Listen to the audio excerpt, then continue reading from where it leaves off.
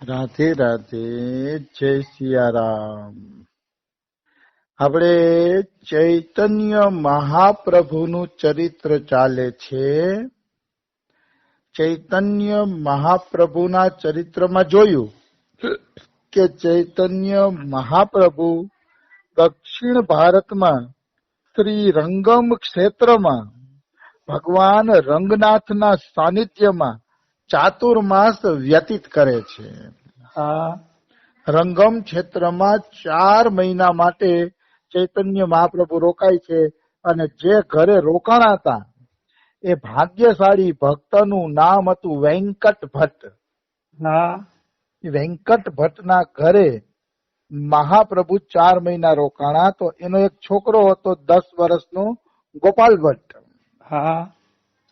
ગોપાલ ભટ્ટને 4 મહિના મહાપ્રભુએ ખોડામાં રમાડ્યા, સત્સંગ આપ્યો અને પછી કીધું કે આને પરણાવતા નહીં, લગ્ન ન કરાવતા, આને કુંવારો રાખજો, આ મહાપુરુષ બનશે.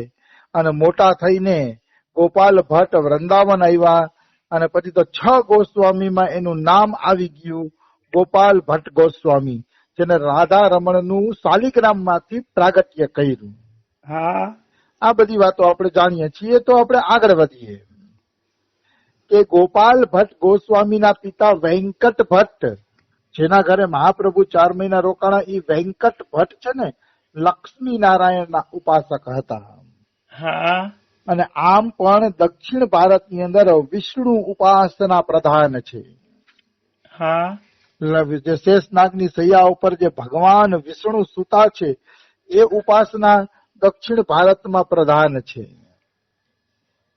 અને દક્ષિણ ભારતમાં રામ અને કૃષ્ણની ઉપાસના થોડીક ઓછી છે. કારણ કે જેસા દેશ વેસા ભેસ. રામ અને કૃષ્ણ ઉત્તર ભારતમાં થયા એટલે ઉત્તર બાજુ તો એની ઉપાસના વધુ પ્રખ્યાત છે. અને વિષ્ણુની ઉપાસના દક્ષિણ ભારતમાં બધા એક જ છે તત્વથી. કોઈ ભગવાન અલગ નથી. તમે મતલબ કોઈ પણ ની ઉપાસના કરો તમને એક જ તત્વની પ્રાપ્તિ થશે. કારણ કે તત્વ એક જ છે, તત્વ બે નથી. એટલે કોઈ ચિંતાની વાત નથી. તો ચૈતન્ય મહાપ્રભુને ખબર હતી કે આ છે ને લક્ષ્મી નારાયણના ઉપાસક છે, વેંકટ ભટ્ટ. એટલે એક વખત વેંકટ ભટ્ટ ચૈતન્ય મહાપ્રભુ બેઠા હતા ત્યારે ચૈતન્ય મહાપ્રભુ એમ કહે છે કે હે વેંકટ ભટ્ટ, તમારી લક્ષ્મી તો ઠકુરાણી છે, અને વૈકુંઠની અધિપતિ છે, નારાયણની પતિવ્રતા પત્ની છે, અને અમારો વ્રજનો ઠાકુર કાનુડો છે, ગોવાળિયો. તો પછી લક્ષ્મીજી કૃષ્ણના સંગની કામના શા માટે કરે છે? લક્ષ્મીજીને પણ કૃષ્ણનો સંગ મળે એવી કામના શા માટે કરે છે? ત્યારે વેંકટ ભટ્ટે કીધું ત્યારે પ્રભુ કૃષ્ણ અને નારાયણ તો એક જ છે. પછી અમારી લક્ષ્મી કૃષ્ણને પતિ બનાવવાની કામના કરે તો એમાં શું નવી નવાઈ છે? એમાં કઈ એનું પતિવ્રતા વ્રત ભંગ નથી થતું. કારણ કે નારાયણ અને કૃષ્ણ એક જ છે.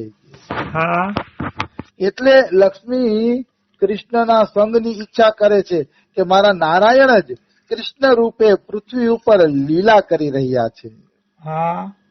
એટલે એના સંગની કામના કરે છે. તો મહાપ્રભુ કે માની લીધી તમારી વાત. મેં કે ચાલો તમારી વાત સાચી પણ છે કે કૃષ્ણ અને નારાયણ એક જ છે. એટલે લક્ષ્મીજી કૃષ્ણના સંગની ઈચ્છા કરે છે. પણ લક્ષ્મીજીએ તો ખૂબ તપસ્યા કરી, અનેક પ્રકારની તપસ્યા કરી, તો પણ કૃષ્ણનો સંગ એને મળ્યો નહીં. કે તો એને કૃષ્ણનો સંગ શા માટે ન મળ્યો એમ પૂછે છે. ભાઈ કૃષ્ણનો સંગ તો મળવો જોઈએ ને, એને તપસ્યા તો કરી. આજે લક્ષ્મી વૃંદાવનમાં યમુનાજીના સામે પાર બેલ વનમાં તપસ્યા કરે છે.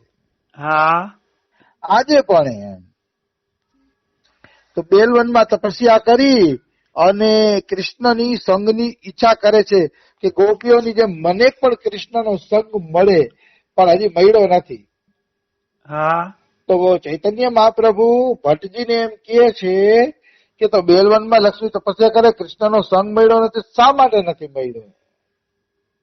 ત્યારે ભટ્ટજી એમ કહે છે કે પ્રભુ હવે અહીંયા સુધી મારી બુદ્ધિ કામ કરતી નથી, હા એટલે બધે મારી બુદ્ધિ જાતી નથી. ત્યારે મહાપ્રભુ કહે છે સાંભળો વેંકટ ભટ્ટ, સાંભળો, હું એનો જવાબ તમને કહી કે હા તમે મારી પાસેથી એનો જવાબ સાંભળો હા કે ભગવાન કૃષ્ણને કેવળ માધુર્ય જ આકર્ષિત કરી શકે છે, પ્રેમ જ આકર્ષિત કરી શકે છે. હા વ્રજની ગોપીઓમાં બીજું કઈ નથી, પ્રેમ પ્રબળ છે કૃષ્ણ પ્રત્યે, અને એ પ્રેમના કારણે વ્રજવાસી લોકોએ કૃષ્ણને પોતાના પ્રેમના પંજામાં બાંધી લીધો છે.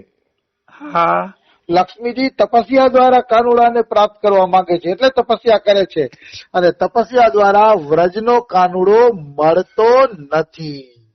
હા ખરેખર કોઈ વ્રજના કાનુડાને પોતાનો બનાવવાની ઈચ્છા હોય તો એક જ રસ્તો છે, એને પ્રેમ કરો, પ્રેમ તે પ્રગટ હોય મેં જાના.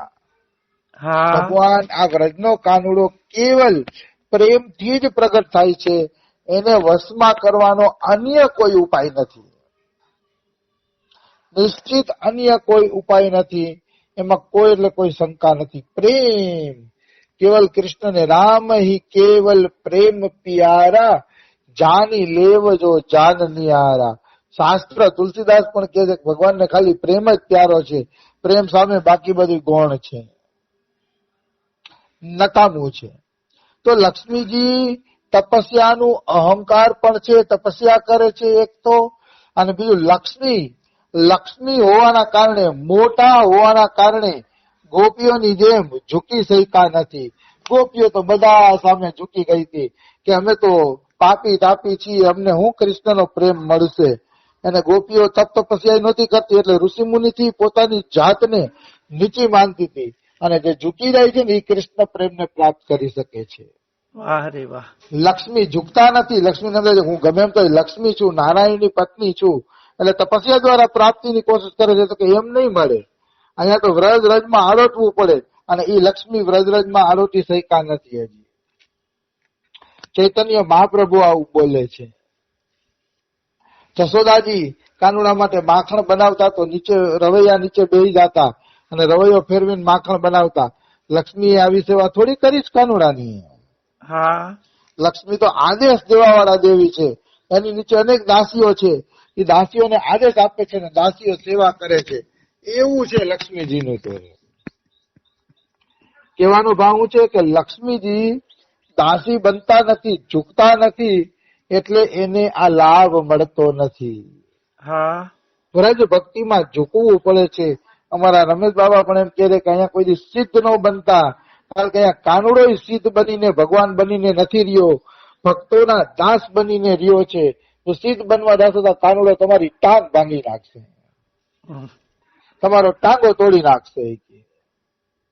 તો એમાં કોઈ એટલે કોઈ શંકા નથી, કિંચિન માત્ર સંશય નથી. અહીંયા સિદ્ધ બનીને રહેવાનો કોઈ અર્થ નથી, અહીંયા તો કૃષ્ણના દાસ બનીને રહ્યો તો વધુ લાભ મળશે. પછી ચૈતન્ય મહાપ્રભુ કહે છે વેંકટ ભટ્ટ ખોટું ન લગાડતા, નારાયણ અને કૃષ્ણ એક જ છે, પણ કૃષ્ણને પ્રાપ્ત કરવો હોય ને તો વ્રજ રજમાં સખાઓની જેમ આરોટવું પડે.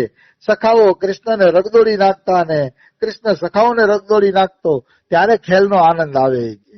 હા એમનો ખેલનો આનંદ આવતો નથી, એટલે વ્રજમાં નાનું બનવું પડે છે. હા રાય તે પુની બીસ હે તાતે પુની બીસ, ઇનતે નીચે હે રહે તબ મિલે હે જગદીશ. આવો કઈક દોહો આવે છે કે રાઈના દાણાને 20 કટકા કરો, અને 20 કટકામાંથી એક કટકો ઉપાડીને પાછા એના 20 કટકા કરો, અને એનાથી પણ નાના બનીને રહેશો ને ત્યારે જગદીશ એટલે કે ભગવાન મળશે તમને. રાઈના દાણા કરતા પણ નાનું બનીને રહેવાનું છે આ વ્રજ ભૂમિની અંદર, ત્યારે ભગવાન મળે છે. હા અને નાની કીડી જોજો, તમે રેતીમાં ખાંડને વિખેરી નાખશો ને તો નાનકડી કીડી ખાંડનો કટકો ગોતી લેશે. હા પણ આપણે હાથીને કહીએ કે હાથી આ રેતીમાં મેં ખાંડ વીરી દીધી છે, ખાંડ ખાઈ લે, તો હાથી ખાંડ નહીં ખાઈ શકે, કારણ કે હાથી મોટો છે ને મોટા વ્યક્તિ ખાંડ ખાઈ શકે નહીં. હા એના માટે કીડી જેવા નાનું બનવું પડે. કીડી નાની છે પણ પ્રેમથી પોતાનો ખાંડનો કટકો ગોતી લેશે. ધૂળમાંથી પણ ખાંડનો કટકો કીડી ગોતી લેશે.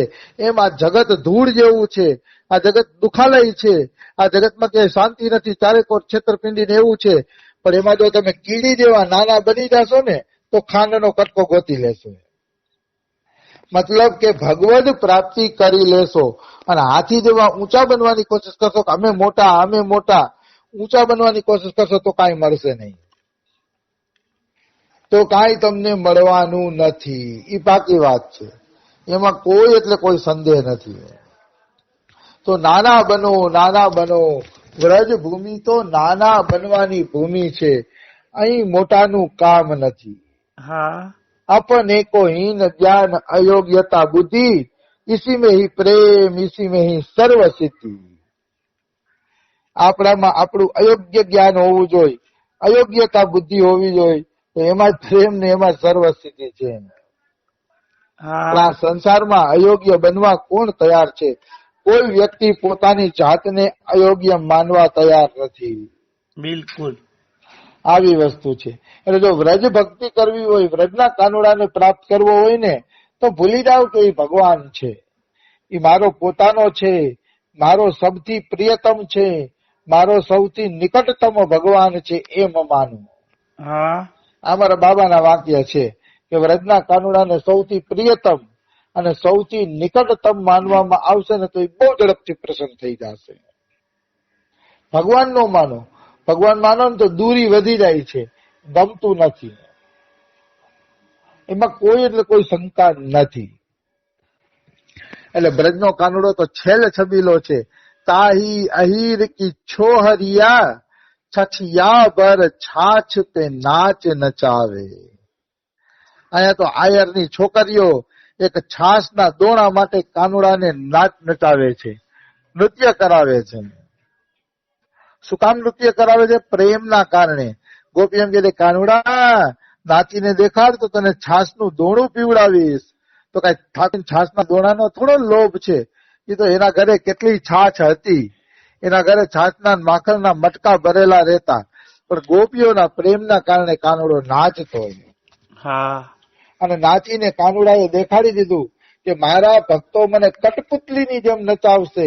દારૂ યંત્રવત ભાગવતમાં શબ્દ છે. દારૂ એટલે લાકડું થાય. હા પેલા કઠપુતલીના ખેલ કરતા ને લાકડાની કઠપુતલી હતી. હા દારૂ યંત્રવત મતલબ કઠપુતલીની જેમ ભક્ત ભગવાનને નચાવે છે. હા નિશ્ચિત નચાવે છે, એમાં કોઈ એટલે કોઈ શંકા નથી. પણ એવો પ્રેમે હોવો જોઈએ ગોપીઓ જેવો.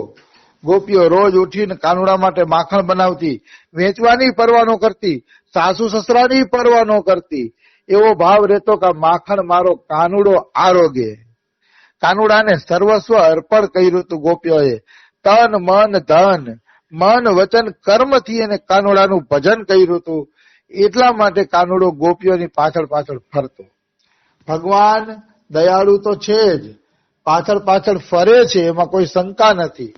પણ મન વચન કર્મથી તમારે એનું ભજન કરવું પડે છે, ત્યારે એ નટખટ નાગર પાછળ ફરે છે. અને કાં તો પછી રાધા રાધા નામનો જપ ચાલુ કરો. કારણ કે કૃષ્ણએ કીધું છે કોઈ રા બોલે છે તો એને હું મોક્ષ આપી દઉં છું, અને ધા બોલે છે તો રાધા નામ સાંભળવાના લોભથી હું એની પાછળ પાછળ ડોલું છું કે એ રાધા રાધા બોલે રાખે અને હું રાધા રાધા હાંભળે રાખું. રાધા નામ કૃષ્ણને એટલું પ્રિય છે, એટલે કૃષ્ણને પાછળ પાછળ ફેરવવા માંગતા હોય તો સર્વસ્વ અર્પણ કરો, અને સર્વસ્વ અર્પણ કરવાની શક્તિ ન હોય તો કેવલ રાધા રાધા રાધા રાધા નામનો જપ કરી રાખો. એ જપ જ એક દિવસ કૃષ્ણને તમારી પાછળ લગાડી દેશે. એ જપ એટલો પ્રિય છે કૃષ્ણને. હા આવી વસ્તુ